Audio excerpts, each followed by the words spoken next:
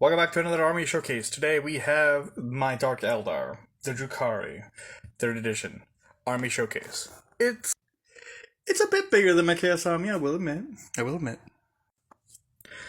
To start off, we have the Archon at 60 points.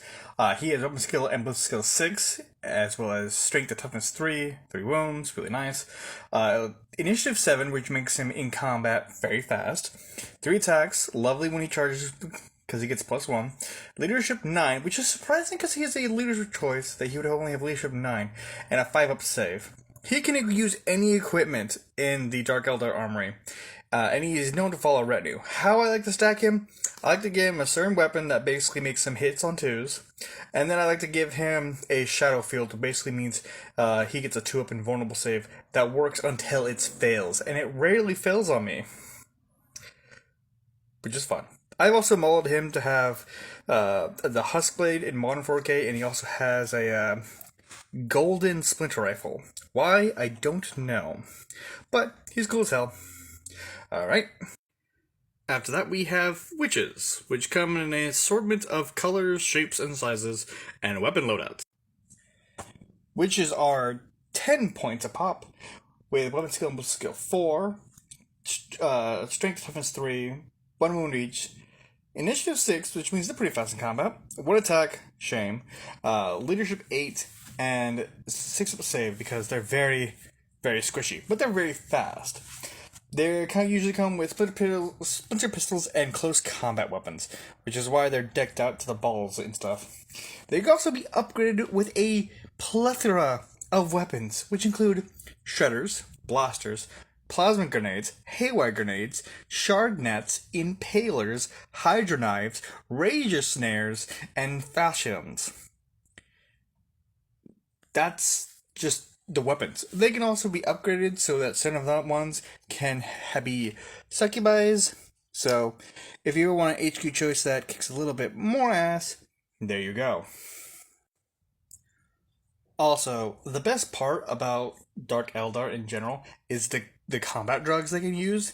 Basically, what I like to do is give them +1 to attack, and then just throw them in, or give them better toughness. It depends what you want to do, but either give them better weapon skill or better attack numbers, and these things just eat through infantry. Alright. Next, at 8 points a pop, we have Warriors. Weapon Skill and Blitz Skill 4, very nice. Strength and Toughness 3, as usual. 1 wound, 5 initiative, so they're a little slower than the rest. 1 attack, 8 leadership, and a 5-up save. These guys all have splinter rifles. They'll also be upgraded to either have shredders or blasters. But if you really want to, dark lances and splinter cannons. 1 per usual unit. And they can also be upgraded to be a Cerebrite for just a little bit more of a punch. These guys can also use combat drugs, I believe. So, boost their ballistic skill or their yeah, you want to usually boost their blitz skill because they'll people fire better. Next, we have a Raider. And, yeah, it's made out of paper. This is a pain to put together, but I did it. So, it's 55 points, which isn't terrible for a skimmer. It's got front armor 10, side armor 10, rear armor 10. It's 10 all around. Blitz Skill 4. So this thing is hitting relatively easily.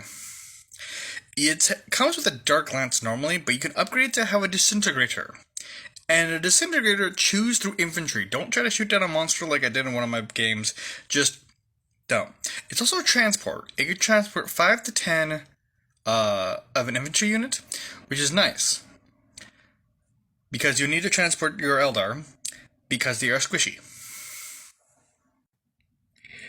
We then have the Reavers. Now, the Reavers are fun, because they're fast little, skimmers that can get in and out and just do a lot of damage.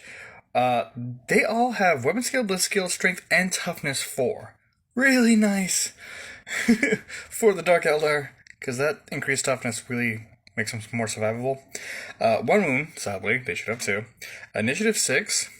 1 attack. They're not meant to be in combat. Leadership 8 And Fort Save. Thank you.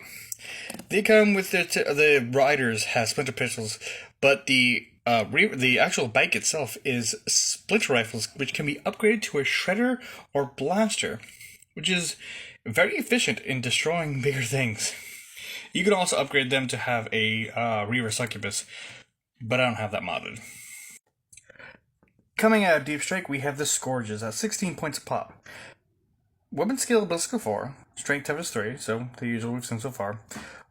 1 wound, Initiative 5, 1 attack, Leadership 8, 5 save. Don't get these things into combat.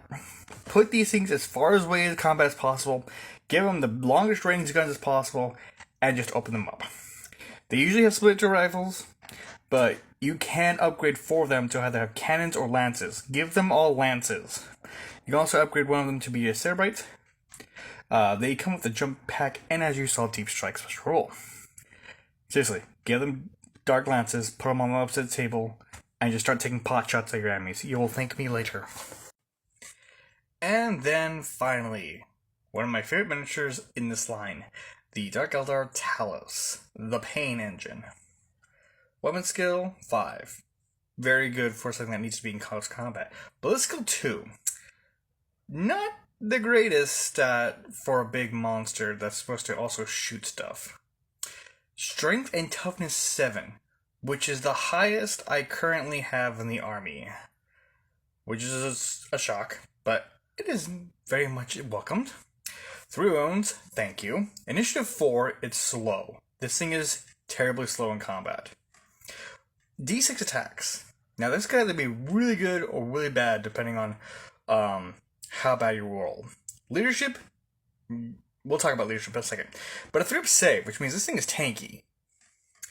So it's got its Talos Stinger and its Talos Claws. Now the old model of this looks like a scorpion, and this one kind of looks like more of a, I don't know, Cronenbergian kind of horror idea of what a scorpion would be.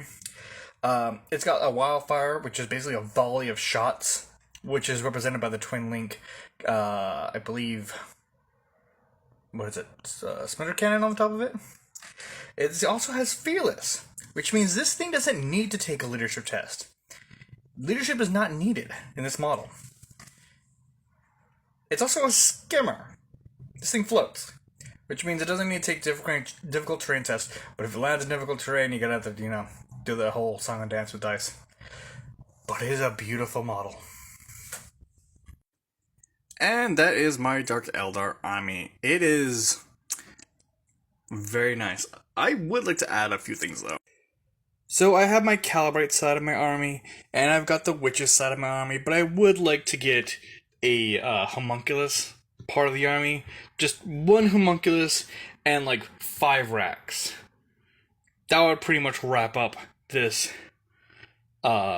beautiful Cronenbergian mess of torn flesh and evil claws. As usual, comment down below what you thought. What would you add? What would you take away? Because you can always add and take away from Dark Eldar. I feel they're very versatile of an army. You could either have them very shooty, very hack and slashy, or just run and gun kind of army, which is nice. A fun little twist. But yeah, thank you for watching.